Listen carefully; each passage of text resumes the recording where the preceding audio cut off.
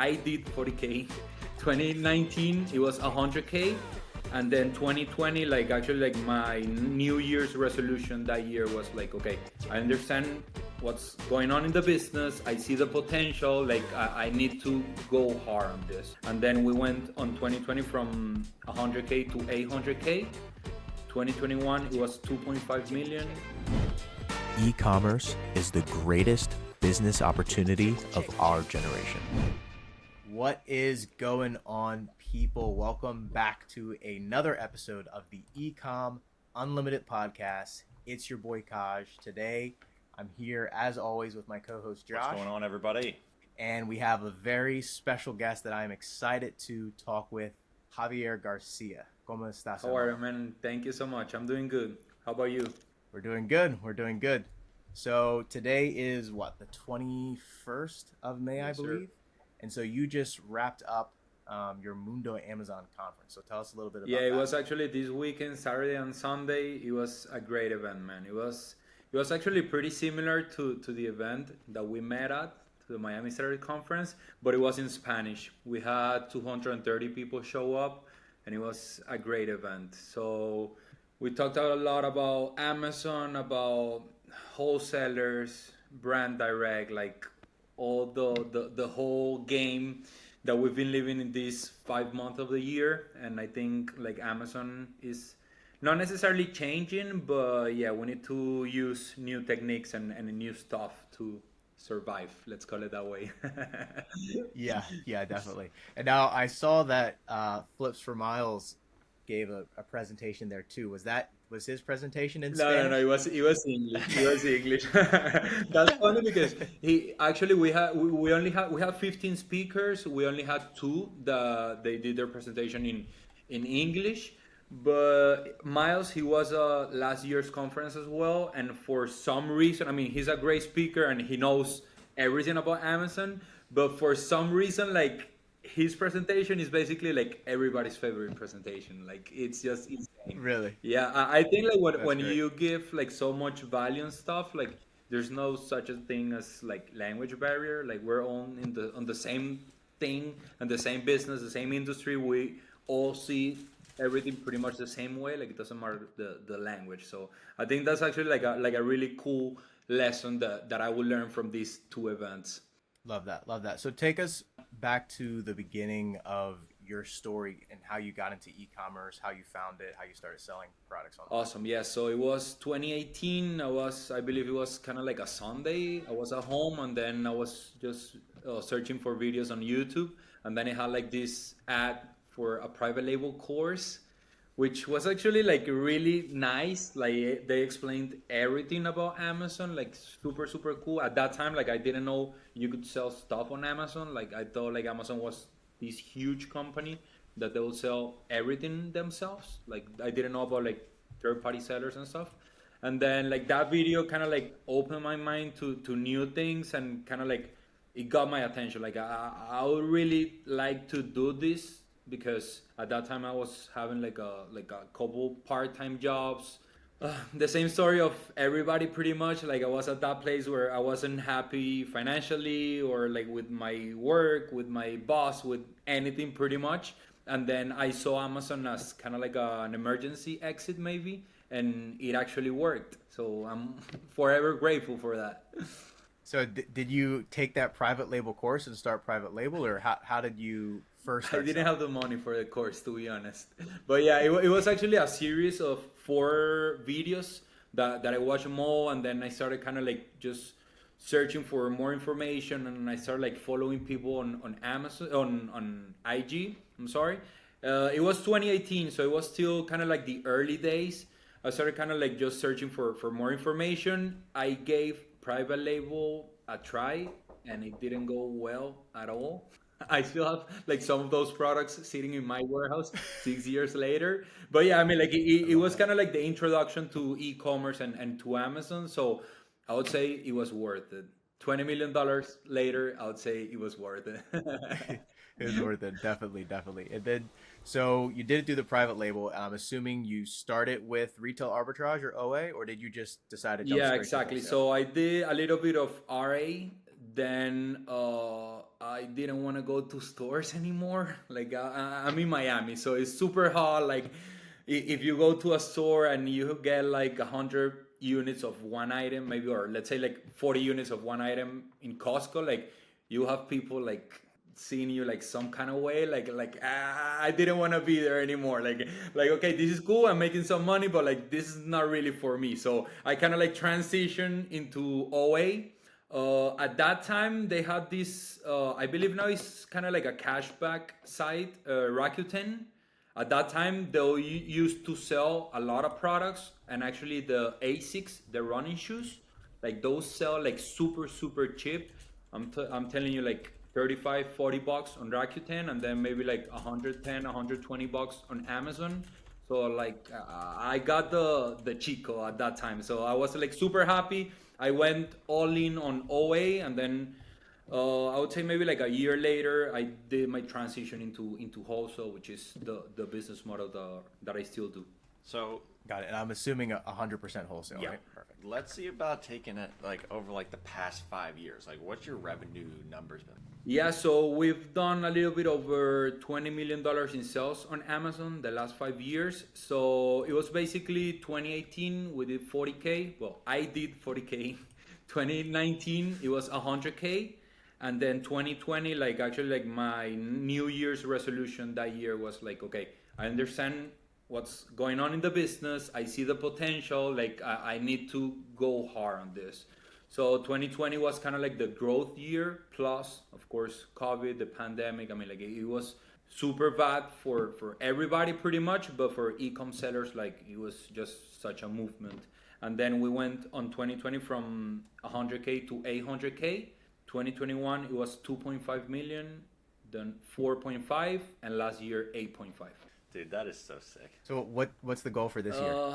Actually, I would say 10. People usually they want to at least kind of like double, but I mean like the bigger that you get, the harder that it is to actually like double. Actually, if you grow by like Yep. 20%, that's huge, you know?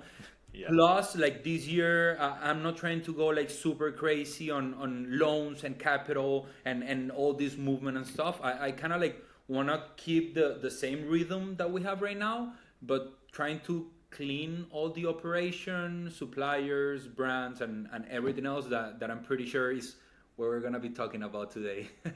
Yeah, talk to us a little about like cleaning up, like using different loans and capital to get to where you were today. How did you go about doing that, and did that scare you at all?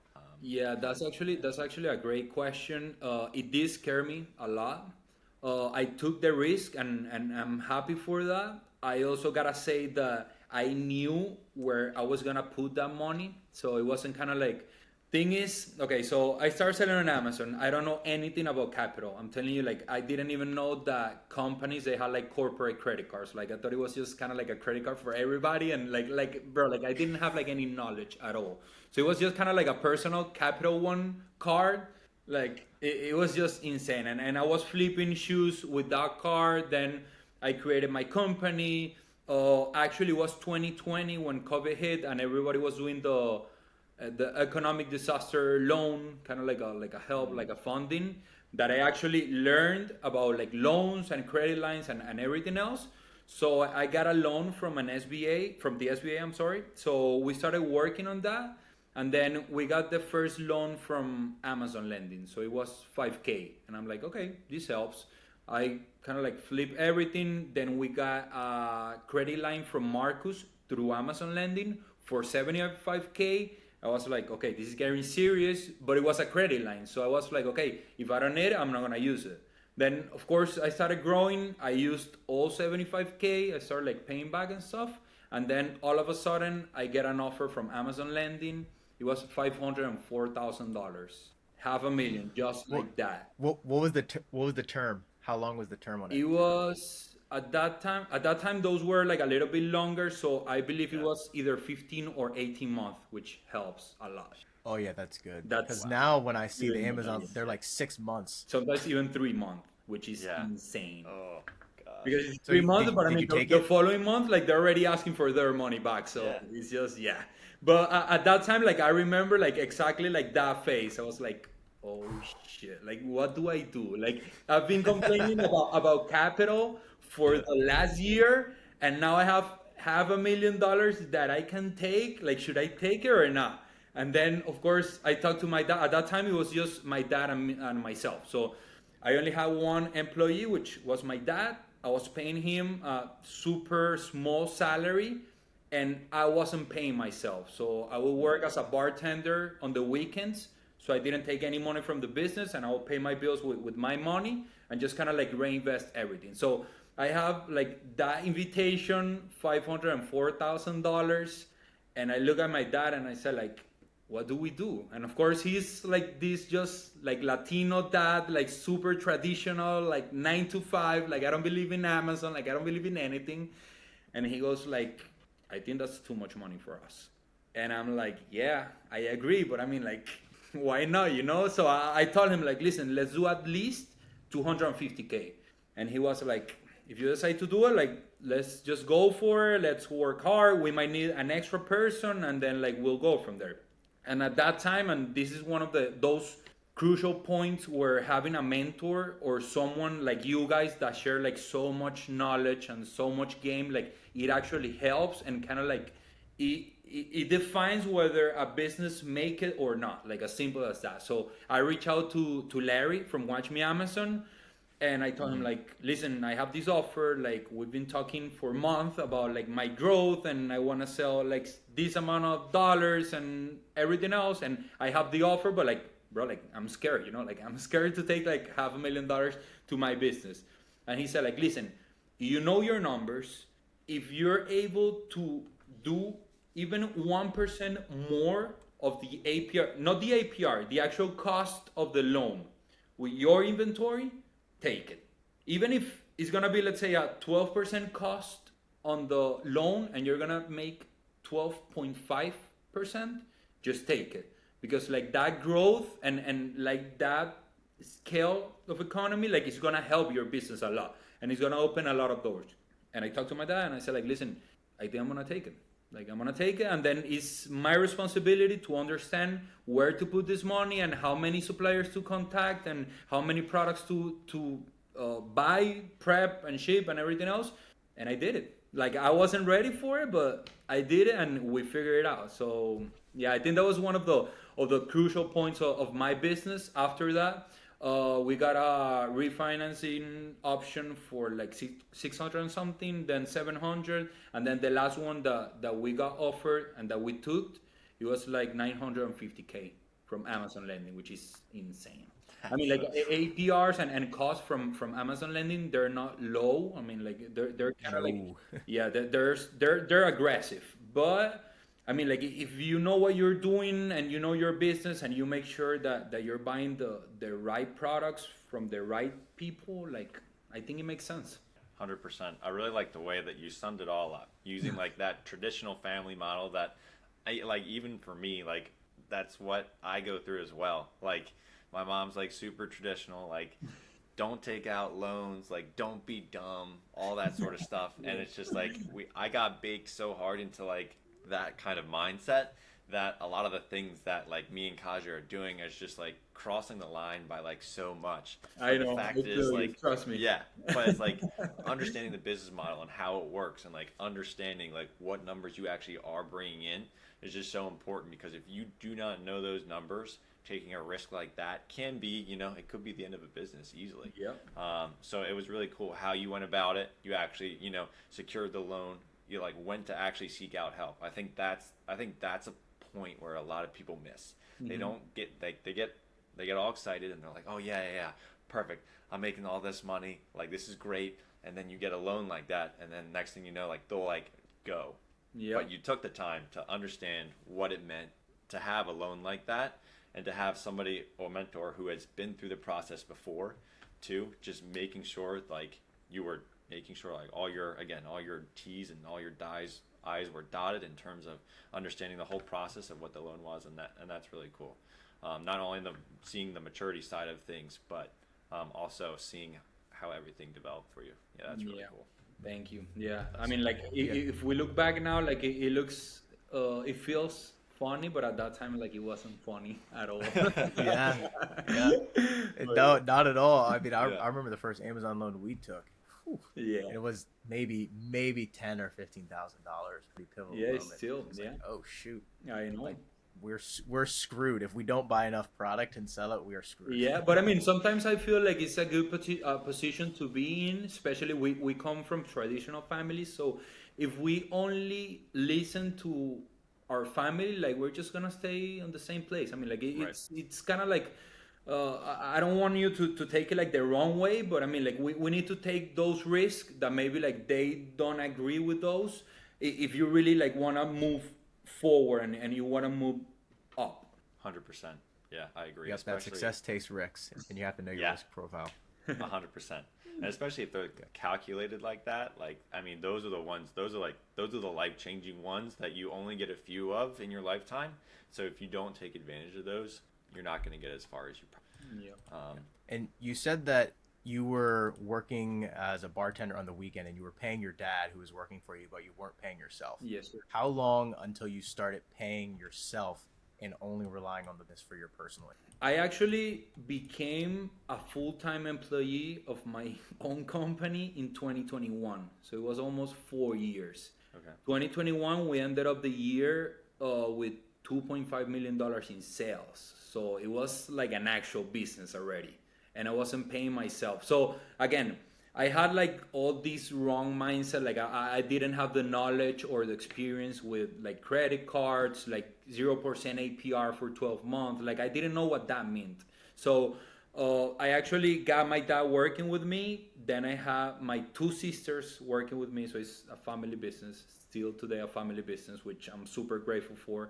And then look, like I had like those 3 employees, and because my job at that time was bartending, so it was like during the weekends, like it wouldn't really like affect my operation during the week. And I had like that money coming in to pay for my bills. Like I just tried to do like this, I would say like maybe like delay gratification for a couple years actually. And then 2021, like I said, like it's enough, because like those weekends and those like late nights and early mornings, like they were taking a toll. So I decided just to jump all in on the business, and I'm grateful I did that, because at that time like the business again like took like another huge step ahead. So I believe it's important for people to actually recognize when is enough and you actually need to jump in like full time, because if not, like there's gonna be money that you're leaving on the table. 100%. And I always tell this quick story that you may or may not have heard me tell it before, but the very first time I ever tried to pay myself from this, not even for like full time, but just because I was like, all right, we've been doing this for a while. $500. This was in 2019. Took a paycheck for $500. I was like, oh, this is sweet, Yeah. And then 2 weeks later, I had to write the check right back to the business because I didn't know what I was doing. So like, if you're listening to this and you have a full-time job and you're just on the side, keeping that full-time job and being able to reinvest into the business is a replacement. Yeah, I agree. You said you also hired your 2 sisters. Talk to us now what your team structure looks like. Do you also have VAs as well, or just employees based locally? Yeah, I actually just have one VA, and she's part-time. I mean, she helps, let's say, like part-time with some Amazon stuff, and then part-time with some like coaching stuff and other businesses. But then in my warehouse, we have 3 preppers full-time. So 3 people prepping all day, every day, pretty much. Then we have 2 persons, which are my dad and my sister. They're basically like supervisors. So my dad will take care of making sure that the 3 preppers have products to prep every single minute of the day, and then kind of like moving like all the pallets around the warehouse, receiving pallets, like counting the products, making sure like everything is complete and everything is correct. And then I have one of my sisters taking care of the rest of the logistics or operations, meaning like creating shipments, printing labels, kind of like organizing everything from a desk, so she can just then translate that into actual work. And then I have my other sister into the office with me, and right now she's in charge of just running price lists, placing orders, and product research, all this kind of stuff, maybe like sourcing for new brands that we might reach out and kind of like try to work directly with them. Like all these, let's call it like computer work. She's in charge of that. And then right now, like I'm just in charge of, let's say like maybe like overlooking the repricer, the inventory management system. I'm just kind of like supervising all the operation, but like in the day-to-day activities, like thankfully, like I don't do much anymore, to be honest.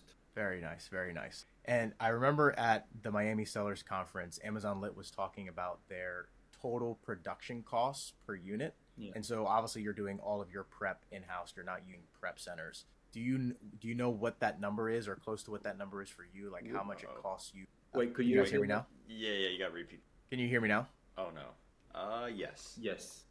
Do you know what your production cost per unit is, or like an estimation of it between the payroll, the software, on the warehouse? Yeah, of course. So yeah, it's between 50 and 60 cents per unit, which is that is incredible. which is very decent.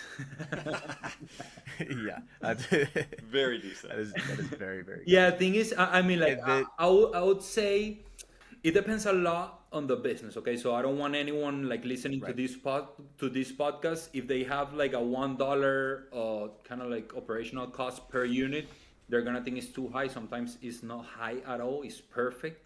So we move a lot of volume. Okay, so we try to prep and ship over 60,000 units per month. So that's how we're able to kind of like get to that 50 or 60 cents per unit cost. Okay, it depends on the type of product that you actually sell or buy and sell, of course. It depends on a lot of things. So right now we're trying to move to a higher price point. So I know like this operational cost is gonna go up per unit, but we're gonna be making more money out of each sale. So like it doesn't really matter. But yeah, just from kind of like a perspective from our business, yeah, we've always tried to stay between 50 and 75 cents. If we can do 50 cents on some month, like it helps, of course. And you said you're doing a ton of volume and you're trying to increase your average sale price. But right now, where is your average sale price? I would say right now around $15, maybe less. There was a time that we so had like so low.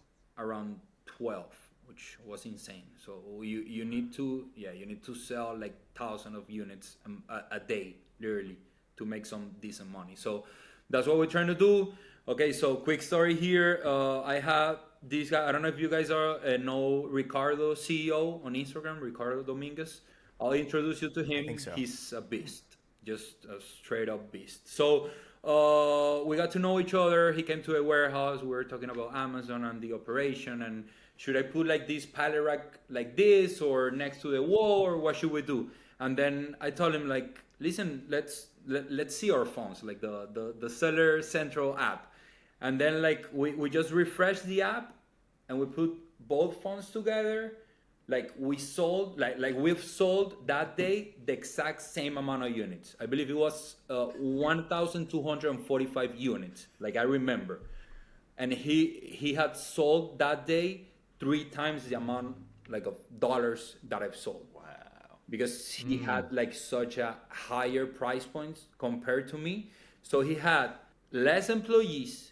He was dealing with less products and less problems, and he was making way more money than I was. So at that time, that was maybe like a year and a half ago, like that was a game changer for me. I was like, listen, there's some things that I've been doing that they work, but that I could improve, because with all the structure that I have and all the processes and systems and everything, like we could move to a cleaner business, let's call it that way. That is an eye-opening moment for sure. Yeah, Same amount of units, but 3 times more sales. 1,245 units. Like I'll never forget that number. That is That's crazy. Yeah. And then so staying on that topic of I guess just keeping that production cost.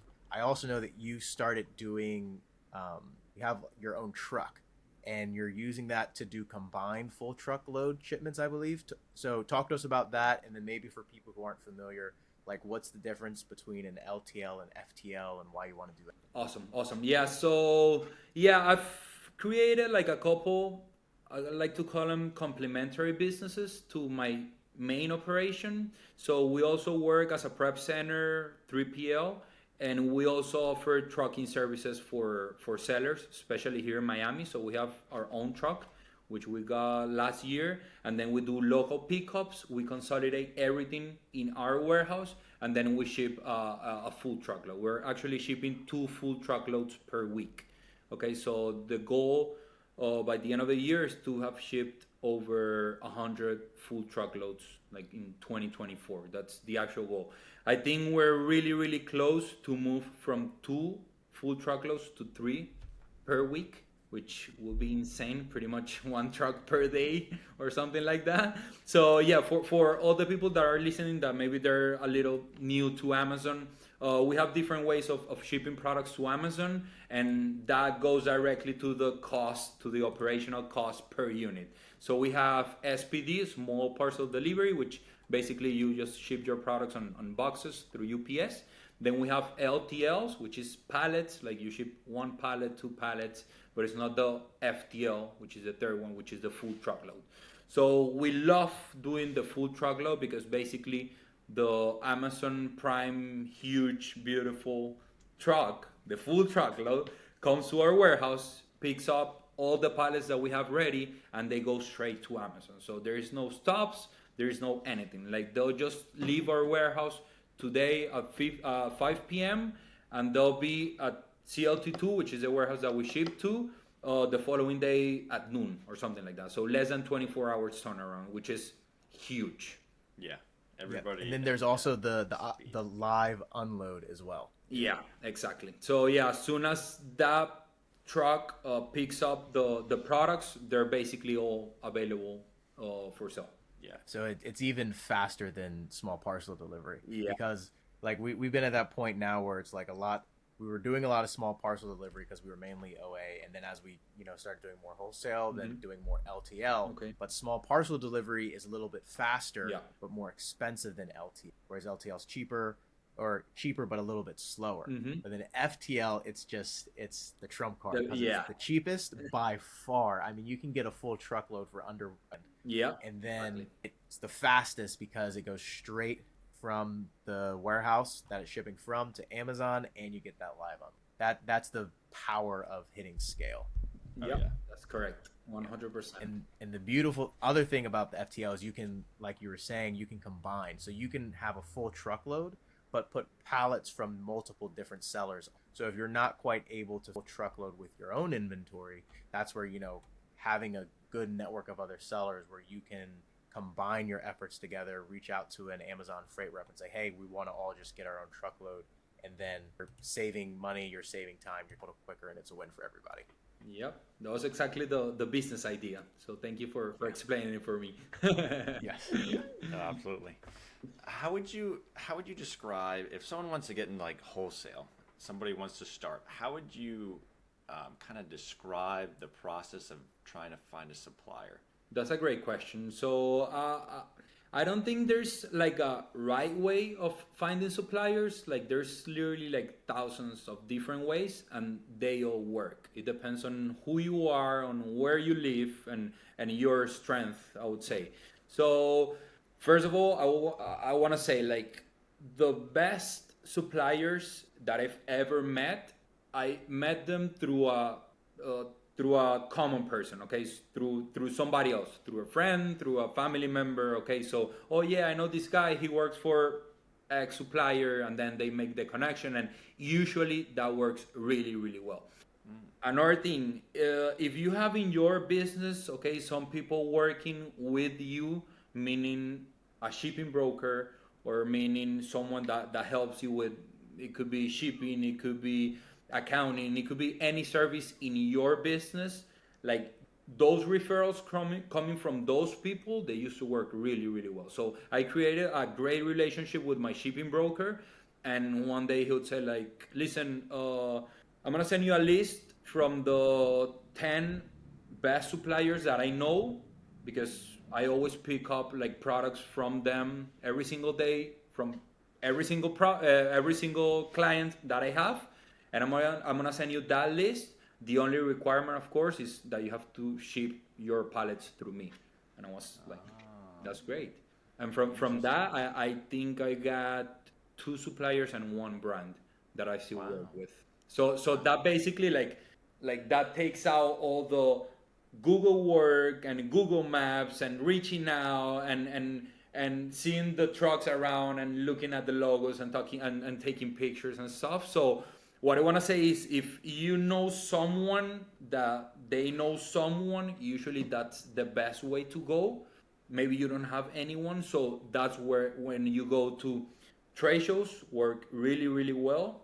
And I'm a huge fan of local suppliers. So especially, I mean, I live here in Miami, Florida, so we have a lot of big suppliers down here. I think there's no better thing than just kind of like showing up and meeting someone in person and shaking their hands and just having a human conversation. Because I think that's one of the main problems, that we want to send a random email to 1,000 suppliers and we expect to open all 1,000 wholesale accounts, which doesn't make any sense at all. You might end with like 1 or 2 if you're lucky.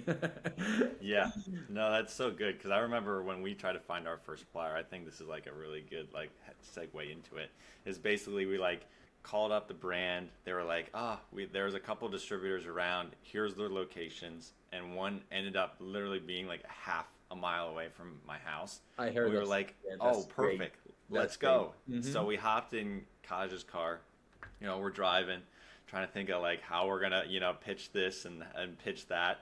So we start pulling into the parking lot, and we're seeing like all these like really nice cars, like way nicer cars than like we're driving Caj's like car that doesn't have a left door handle into this parking lot. And we go up to the front door, and I'll never forget it. We go to like open the door, and there's like no door handle, and we were like, oh no. We're like, we couldn't even make it in the building, so we had to like buzz in, be like, hey, like, how are you guys? And they're like, what are you doing here? We're like, we want to see about opening up a wholesale account. And long story short, someone ended up meeting us. And after, a long time communicating with like emails, and like, I think we had another couple phone calls with them, we ended up actually closing that account and ordering from them. But yeah, a really cool experience of just, going there, meeting somebody face to face, talking with them, seeing what their ideas were. And we ended up having a positive experience from that relationship. Yeah. And if we didn't show up in person, there is a 0% chance we would have exactly 0%. That's actually a huge thing when reaching out to suppliers, and that relationship with your supplier itself. Like, we're all humans, like we're not like, we're still not robots or machines or anything. We're still humans. So just kind of like reach out to them, try to have like a really personal conversation, like just be normal, like there is not like a right way of doing it or a wrong way of doing it. Like, just have a regular conversation. Of course, like, prepare yourself, try to have like an introduction speech about your business and what you do, because thing is, like, people, they want to reach out to suppliers and, oh yeah, my name is Javier, I saw on Amazon and I want to buy your products, and they're like what do you bring to the table? Like I get like 10,000 calls per day of Javier's selling on Amazon, so like why would I work with you? So that's I think that's one of the biggest things, especially with suppliers and brands. Yeah, 100%, I agree. Now, kind of turning the point, when you do close an account as a new seller, what do you tell people that are new to expect in terms of how much like a PO should be for their first maybe couple? Okay, yeah, that's a great question. I think it also depends on the working capital that this person may have available to them. 100%. I wouldn't go like super big or deep on the first PO. I mean, if you have, let's say, I don't know, $5,000 of capital and you want to place that first PO $5,000, I would say go for it. But like, I wouldn't spend over 10 or 15% of that capital in one product. Okay, so you need to understand and accept that the first PO is not gonna go well. Like, it doesn't matter. Like, it doesn't matter how many hours you spend on Keepa. If you talk to me, if you talk to you guys, I mean, like, it doesn't matter. Like, there's gonna be a couple things that they're gonna go wrong, and it's normal. I mean, like, we all gotta go through that first step. So uh, having said that, I mean, like actually like dividing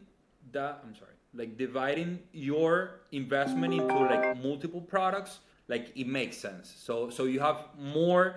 What I tell people is, if you have $5,000 and you just buy like one product, you're gonna be fighting for one buy box. You're a new seller, you don't have reviews, you don't have like any history with Amazon. Like Amazon doesn't trust you at all. So instead of buying one product, let's buy 20, and we're competing for 20 buy boxes at the same time.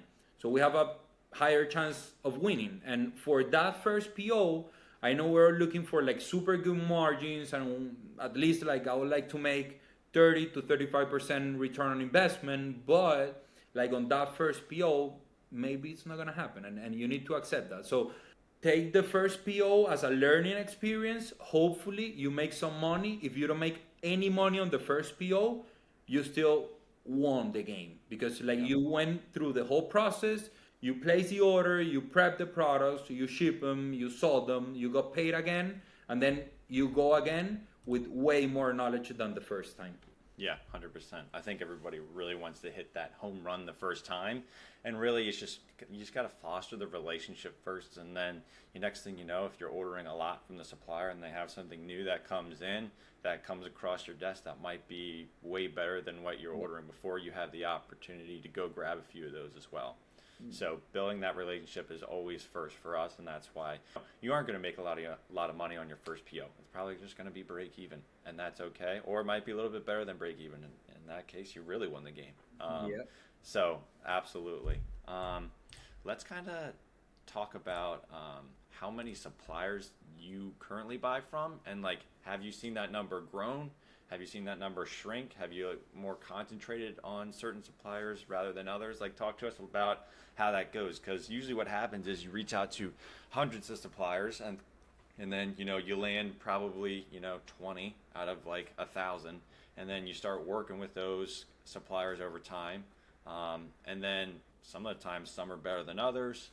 So then you end up pivoting. So talk us a little bit about how that works. Yeah, that's a great question. And I think like the success of your Amazon business depends a lot on these type of decisions that you make, especially regarding like the suppliers that you're working with and the type of product that you're buying and selling as well. So I started kind of like reaching out to every single supplier in the world. I tried to open wholesale account with everybody. I gave a try to pretty much every wholesaler in the US. And then of course I started kind of like narrowing down, because I don't have unlimited capital. Well, I had like this $500,000 from Amazon lending, which helped a lot. But yeah, I started kind of like filtering down like those that were working the best for me. And I think that helps a lot. So I'm at that point in my business where that's my first priority out of everything. So just kind of like stay with a few really good, consistent suppliers and brands, and just kind of like leave everything else. So 2023, last year, we worked with, I believe, around 15 suppliers and just one brand direct. Okay.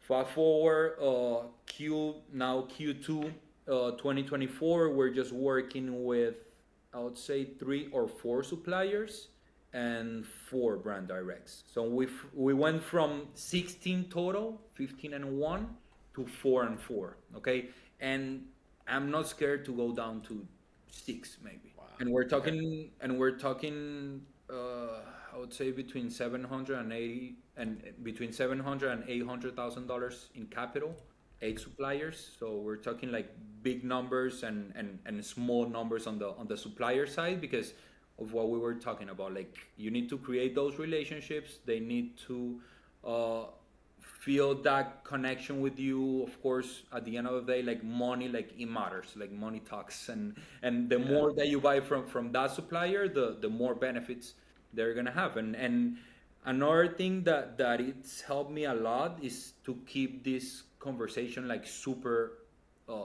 honest and transparent with my suppliers. Like I would say, like, listen, I was working with X amount of suppliers and I don't want to deal with so many people anymore. Like, I want to narrow down to like a few good suppliers, and you're one of them. So I have the capital.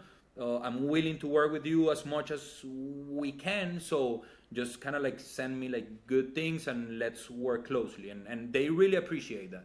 We were talking a little bit about this before we started the recording, but also the shift, to doing more brand direct stuff. And I noticed that you said last year you only had one brand direct. Now it's like 50-50. So talk to us about why you're kind of making that shift and what you've seen in Amazon. That's Awesome. Yeah. So yeah, I mean, I believe Amazon, they've been trying to make the platform more professional. Let's call it that way. So they don't want to do all this like random supplier stuff. There's like a lot of like counterfeit products. Like you really need to make sure you're working with like with real suppliers, that they're actually like getting into that supply chain from the manufacturer directly to that supplier directly to you, or maybe there's two suppliers in the supply chain. Sometimes it happens, but you need to be able to track those products back to the manufacturer. Okay, that's super important right now. Amazon, I believe that they're getting tougher in that sense. Also the new Amazon fees, the low inventory level fees and everything else. So right now, like we're not like kind of like playing around anymore. Like we need like real businesses. We need to take care of the restock of the products, and there's no better way of restocking the product if you're buying that product from the brand itself. Like there's just nothing better that you could do. So reaching out to brands, build that relationship, making sure you're consistently restocking your products. I think that's gonna be the game plan for 2024 and 2025 as well. Are you guys doing any sort of listing management for these brands too, like running PPC, updating listing images, or are you just strictly buying and Yeah, we're doing for some of them. That's kind of like the value that we try to provide as well. So usually when I'm about to start working with a brand, I do kind of like I would say maybe like an analysis on their listings and their brands and what I feel they're doing good and what they can improve. There's always something to improve: titles, bullet points, pictures, A+ content, PPC, and everything else. So I would say like 95% of brands, they don't want to work with Amazon sellers because nobody tells them this information. So it's nothing against Amazon most of the times, not always, but most of the times.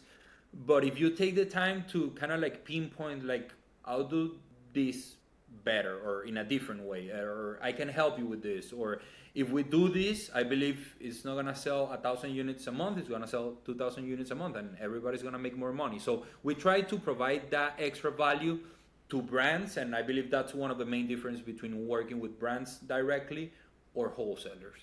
Yeah, and that's what we've realized as well, and why we're pivoting more of our business towards the brand direct model. It does working directly with brands, especially if it's going to become exclusive, that it can take a lot longer to build that relationship. Same way like when you open up an account with a wholesaler, that first PO might not be profitable. When you're working with a brand, it might take quite a few POs before they even trust you enough to give you access to update the title or to have enough of the buy box UPC. But then in the long run, like you're saying, you're going to be able to restock the products better.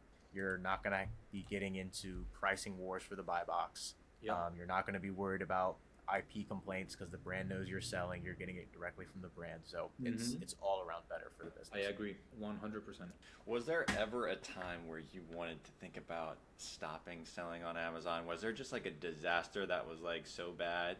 Like we've had a couple where we were like, man, we really screwed up this time, but we're going to get through it, but this sucked. Did you ever have an experience like that? Yeah, I mean, to be honest, like I don't have like we have a lot. I wouldn't say there is one that was kind of like strong enough for me to want it to leave. Like I don't want to go back to my previous life and the bartending and working 3 jobs and stuff. So Amazon sometimes is a pain. We all know that, but like I'd rather just get used to that pain than going back to whatever I was doing before. So yeah, I mean, like I haven't had that time, but of course I've had times where I'm like, bro, like I don't know how to deal with this. Like it's so much, especially on Amazon, like you get like one listing, it gets removed, and then that same day you get an IP complaint, and then like one of the truckloads like is like you don't know where the truck went, like everything is going super bad on the same day, and you're like, why, like why? But yeah, I think what I feel like helped me like through this, especially like the last 2 3 years that we're moving more volume, more capital, and you have higher responsibilities. It's kind of like to have like a macro view of everything. So if you have like this like ultimate goal of creating like a family business, helping your dad, your sisters, kind of like being kind of like the foundation of your family and stuff, like I don't think like getting a listing removed or losing a pallet or getting an IP complaint or anything, like it doesn't really matter, you know, like if you compare like the macro to the micro, like it doesn't matter that much. I mean, you're still gonna get mad, you're still gonna say everything bad about Amazon, but you're gonna overcome that. So that's something that I've really been working super hard, especially like I would say the last 2 years. And I think you need to train yourself to learn to breathe and think that way, because if not, like you're gonna go nuts for sure. Yeah, absolutely. That's such a good perspective, because I feel like it does just happen. For some reason, there is just those days where it's just, man, everything seems to just fall apart. Like there was one day where it's like we lost a product somewhere, we got regated in Nike, and it was just like, how does this happen? Like why? It's like all the same like day. 3 hours ago, everything was perfect. Yeah. And like Yeah, now everything was fine. everything is super wrong.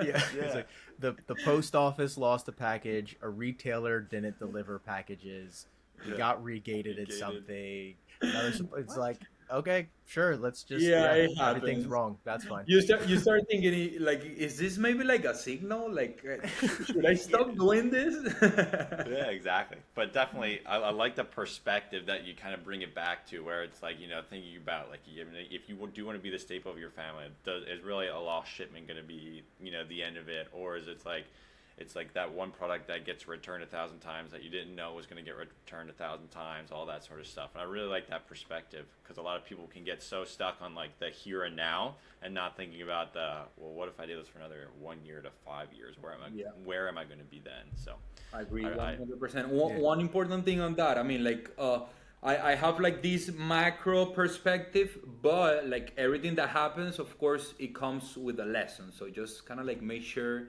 you don't go through that again. Like it doesn't matter the macro. Learn the lesson. Like, Learn the yeah, lesson. like if you're doing something wrong and you're getting like IP complaints, or you're having trouble with Amazon for something, like make sure next time you do it the right way, and everything's gonna be better. Yeah. absolutely. Question: Are you the oldest brother? Yeah, yeah. Yeah, I could tell. Yeah, because Yeah. I'm the oldest brother too, so the oldest brother responsibility vibes are Yeah, strong with you. nice. Yeah. That's how you do it. Especially like, I mean, sometimes it's hard. Like we come, like my family moved from Venezuela. We're from Venezuela, from South America.